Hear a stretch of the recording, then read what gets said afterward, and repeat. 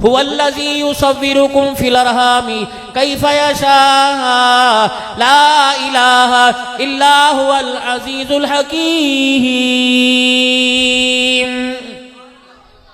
ये आज ये तुझे रंगत, ये संगत, ये चेहरे की ब्यूटी, ये खूबसूरती नजर आ रही है। ए मेरे बंदे, इसके पीछे एक राज है। तू किसी फैक्ट्री में बन के नहीं आया, किसी मिल में बन के नहीं आया।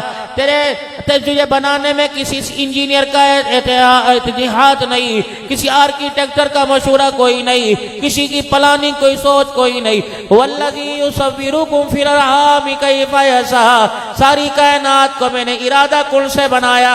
जब हजरत इंसान की बारी आई, तुझे बनाने में मैंने अपने हाथों को इस्तेमाल किया है।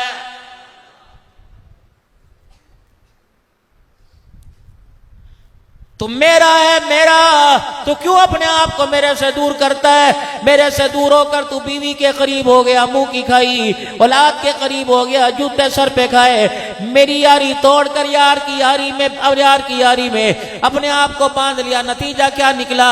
कभी खुदकुशी कर रहा है, कभी गंदम में रखने वाली गोलियां खा रहा है, कभी नहरों में छलांगे मार रहा है। अगर तू मेरे साथ यारी लगाता तो मैं अल्लाह कितना करीम तुझे मदीने शरीफ की मौत अता फरमाता।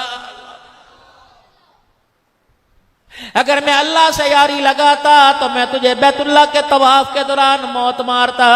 ऐ मेरा बंदा, तू मेरा बना कोई नहीं, इसलिए मैंने तेरा अंजाम भी बहुत बुरा कर दिया है।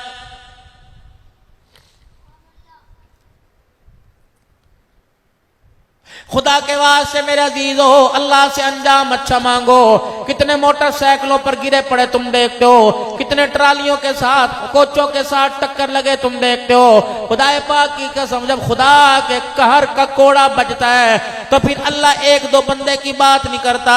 इजराइल को जमीन पे भेजकर पूरी गाड़ी का तख्ता उलट देता है।